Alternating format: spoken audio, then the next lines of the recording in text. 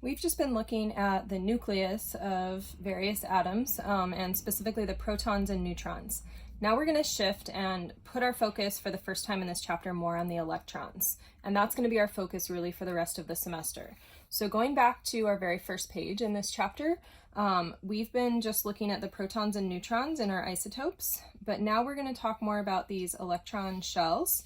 And how they relate to the periodic table. Remember, the shells of electrons were tied to these rows, so we'll be seeing that again. And once we've done that, you will be able to practice some here on number 5 on the 3rd page. And so we're really going to take this little box here and say, all right, great about the protons, but let's go into where the electrons are. So leaving that nucleus behind, we'll go to this last page here. So on this page, we're going to look at our main group elements. So remember, the main group elements, have your periodic table handy here as we work. Main group were these ones in orange. So we're leaving out the transition metals. All right, so we've left out the transition metals here in the middle. So we're going to look at the main group elements, the protons and neutrons, and now adding on, very importantly, the electron shells. And if you remember, we had said this was row or period 1. So one shell of electrons, this was row or period 2, and then this was row or period 3. All right, so as we work on this, also remember something else we've been seeing are these atomic numbers, 1, 2, and these increase as we go through the periodic table, 5, 6, 7, 8, 9, 10, 11, 12, 13, 14, 15, 16, 17, 18. And if you can do this work for just these first 3 rows, that's going to be plenty, those 3 periods. All right. So the first thing I want you to do is fill in the number of protons, neutrons, and electrons for a neutral atom. So for example, for hydrogen here, I could look at that green and say, okay, that tells me I have 1 proton. And just as a reminder, P plus, N0, E minus. P plus is proton, N0 is neutron, has no charge, and E minus is electron, which has a negative charge. So looking at hydrogen here, protons I have 1. For neutrons, remember, I do the mass minus the protons. So the mass 1 minus 1, that means I have 0 neutrons. And then electrons, we're assuming that these atoms are all neutral. So because they're neutral, the protons are going to equal the electrons. So that means I have 1 electron. All right. If I tried the same thing for helium, and we're talking about atoms here, right? So if we're talking hydrogen, this is in this hydrogen atom, I have 1 proton and 1 electron. For helium over here, the 2 tells me I have 2 protons. Neutrons are going to be the mass 4 minus 2, so 2 neutrons. And then my protons always give me my electrons since we're neutral, so 2 electrons. All right, so you can continue through on these. I'm just going to grab one more of the carbon here because that's an element we've been using today. 6 protons, right? Neutrons is 12 minus 6, so 6 neutrons. And then my electrons are going to be 6 electrons to match that proton there. All right, this is just kind of coincidence that the protons and neutrons are equal. They're not always going to be equal in these different elements. So you should be able to go through and practice that on all of these. Now, something we want to think about next is how are these electrons arranged in shells, okay?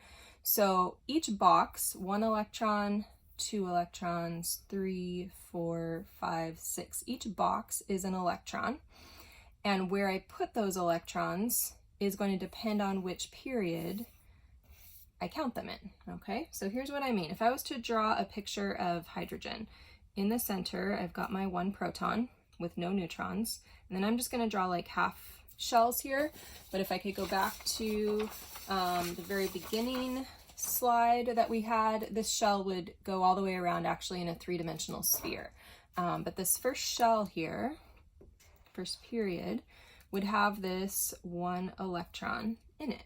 All right, and then when I go over here to helium, okay, if I redraw the structure of this atom, in the nucleus, I would have 2 protons and 2 neutrons, right? So that is my nucleus here. And then surrounding that, because I'm in the first row or first period, now I would have 2 electrons in that first shell. And that shell is actually a 3-dimensional sphere, right? So those electrons are spinning around in that first shell. All right, these are also called valence electrons. So valence electrons is an important term you heard me mention earlier in the chapter. These are the electrons in the outermost shell. And these are really important for a few reasons. So these are my electrons react and bond. So they're the ones that are out there on the surface. It's kind of like our skin. Our skin is sensitive to the things around us. These electrons are what we see atoms gaining. So they're gained, they're lost, and they're shared.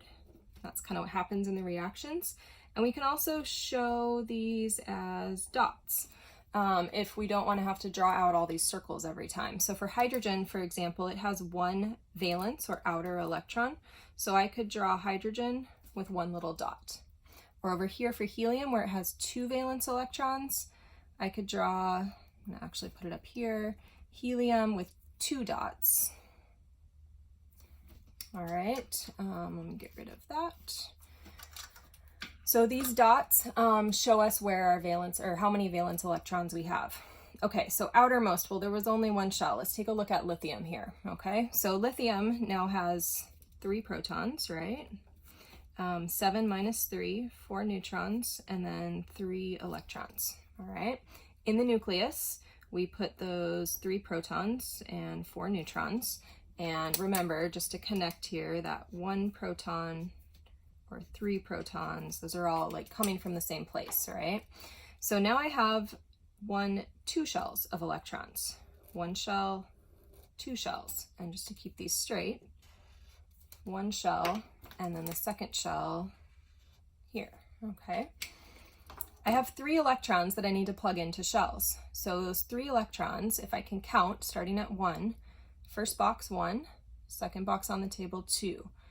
2 electrons can fit in that yellow shell, right? This is my yellow shell here. Now I have to start plugging electrons in to the pink shell. So I have 2 of the 3 accounted for. My last electron is going to go into the pink shell. And sure enough, 2 boxes were in the yellow. Third box on the table is in the pink, so that's that 3rd electron. Now, when I look at this, valence electrons are going to be the outer electrons. So I only have 1 valence electron. That means if I drew the dot diagram for this, it would be lithium with 1 valence electron. In contrast, core electrons are going to be the electrons in the inner shells. There might be more than 1. And so for lithium, I would say it has 2 core electrons. All right. Now let's go over to carbon, okay? Nucleus has 6 protons, 6 neutrons. And now I have 2 shells, right? The yellow shell and the pink shell for electrons. Yellow shell, pink shell. And just to connect them, here's my yellow shell. Here's my pink shell. 1, 2 electrons go into the yellow. Turns out that's all I can ever put into a yellow shell is 1, 2 electrons. And then I have, 4 electrons left, right? And watch what happens if I count over. So yellow, yellow, there's my 2. And now I count 1, 2, 3, 4. Remember, this is nothing here. So 1, 2, 3, 4 electrons in that pink shell. These are the outer electrons. So these are called my valence electrons. Those are going to be the ones that bond. All right. One more element we'll do together, and then I'll leave you a whole bunch to practice on your own and bring questions to class about. So let's take a look at sodium here, okay? So sodium has 11 protons, right, from that green 11. 23 minus 11, 12 neutrons. And then electrons will be 11 electrons. So we have a lot of electrons that need homes now. Now we've added also, though, another shell of electrons. So now we've got the blue shell available. So I put my 11 protons, my 12 neutrons, first shell, second shell, third shell. We're kind of spilling over into magnesium space here. First shell of electrons, 1, 2 electrons can fit there. All right. Second shell, let's see how many electrons total we can put into the second shell. 1, 2, 3, 4, 5, 6, 7, 8. That's what we call an octet of electrons. So I've got 8 electrons here. Third shell, new shell opened up. And to get to sodium, I only have to hit one box, right? E. Add these up. 1 plus 8 plus 2. That's 9, 10, 11. 11 electrons. This is where they are. They're in 3 different shells. And the most important electron, the one that reacts and bonds, is going to be this valence electron, the outer shell. And so if I draw the dot diagram for sodium, it would look like this. Na with that 1 valence electron. Notice something here. Hydrogen had 1 valence electron. Lithium had 1 valence electron. Sodium had 1 valence electron. Everything in group 1 has 1 valence electron. So 1A tells me how many valence electrons I have, and that tells me why all of these behave alike. Remember, these are a family or a group, and so these valence electrons are going to give everything in this group similar physical and chemical properties. One last little dot diagram to draw for you, and then I'll leave you with a ton of practice and jot down questions and clarifications for class. Let's go over here to carbon. Carbon has how many valence electrons? Outer 4, right? So if I draw carbon and I have 4 electrons, electrons all have a negative charge. They all want to get away from each other. So when you have electrons, you always want to fill them in far away from each other. And you can imagine that there's 4 locations to plug them into, 4 sides. 1, 2, 3, 4. So I want to put those electrons all far away from each other.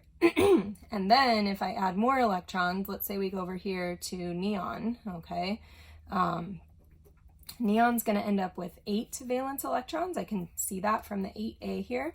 So that would be 1, 2, 3, 4, 5, 6, 7, 8 valence electrons on a neon, okay?